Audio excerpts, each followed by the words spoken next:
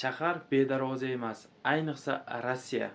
O'zi hozirgi kunda migrantlar bilan juda ham tushunmovchiliklar ko'p bo'layotgan bir paytda bizni o'zbekistonlik akalarimiz, mana bu ekrandagi qahramon akalarimiz O'zbekistonda emas, Rossiyada bo'la turib, rus odamini 5 kishi bo'lib talpa qilib, daji o'lishigacha sabab bo'lishgan. Ya'ni o'sha odam bu 5 ta mana bu akalarimizni talpa bo'lib urishlari hisobiga o'sha olamdan o'tgan deyapti.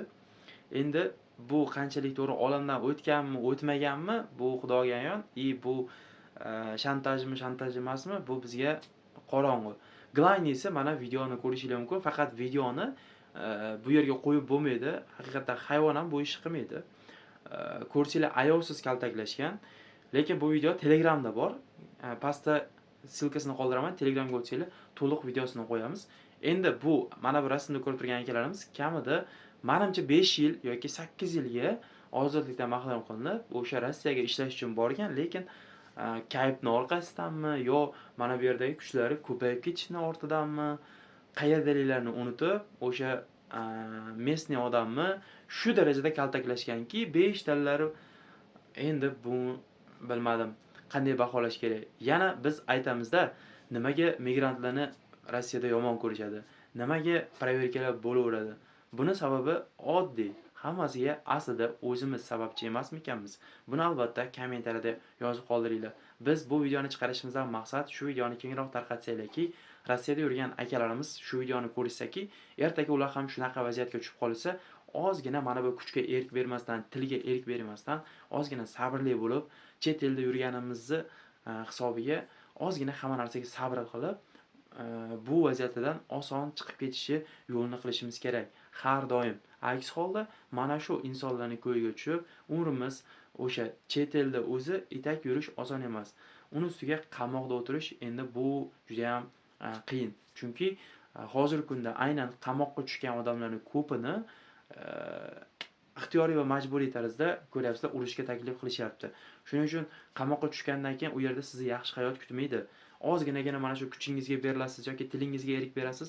Mana shu akalarimizga o'xshab kimnidir urib qo'yasiz Rossiyada va buni bilasizlar, Rossiya har taraflama kamera yo bo'lmasam odamlar o'zi sizlarni kameraga olib turgan bo'ladi.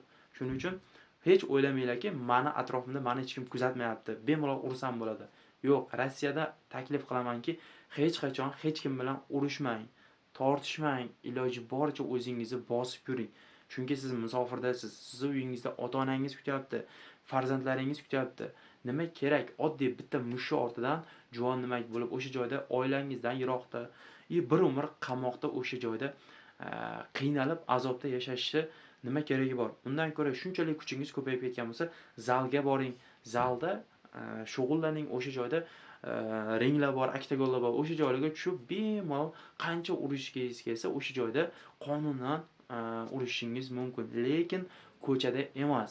Shuning uchun biz hozir bu videoni tayyorladikki, xalqimiz, o'sha musofirda yurgan o'zbek, tojik, qirg'iz bo'ladimi, migrant akalarimiz hammanglar iltimos, musofirda yuribsizlar, o'zinglarni yaxshi tutinglar. Tem bo'lib hozirgi notinch zamonda migrantlarga nisbatan hozir ko'ryapsizlar, tazyiqlar kuchaygan va undan tashqari mana 1-sentyabrda nelegal yana boshlandi. Ya'niki o'sha dokumentlar tekshirishlar ko'ryapsizlar, juda ham ko'paygan. Chunki surok berilganda 1-sentyabrgacha o'sha tugadi prezident qarori. Endi bundan buyog'iga hamma dokument qilib olishi shart, обязательно. Agar dokument yo'qla, Xudodan so'rab ehtiyot bo'lib yuringlar va hech qachon urushmanglar. Mana urush oqibati bu akalarimiz kamida endi 5 kishi bo'ladi. 5 kishi 5 yildan ketgan taqdirda ham bilasizlar, umrini eng zo'r gullagan davrini Rossiyaning qamoqxonasida o'tirib o'tkazadi. Agar o'tkazsa, bo'lmasa urushga jo'natadi. Bu yog'ini endi o'zingizlar bilasizlar. Menimcha urushdan omon kelish hozir juda ham qiyin. Shuning uchun bu narsani hech kimga ravo ko'rmaymiz. Videoga shunchaki like bosamiz, kommentariyada o'zingizlarning fikrlarini bemalol yozib qoldirishingiz mumkin. Mana bu akalarimiz haqida. Bular aynan O'zbekiston fuqarosi. Buni 200% Telegram ijtimoiy tarmog'ida ham o'zingizlar ko'rishingiz mumkin. Yo bo'lmasa pastda Telegram silkamiz qoldirgan, Telegram silkaga o'tsanglar hamma ma'lumot tashab qo'yganmiz. Sog' bo'linglar, sizlar bilan har doimdek Zuhriddin musofir bo'ldi. Sizlar uchun izlanishdan, harakatdan to'xtamaymiz.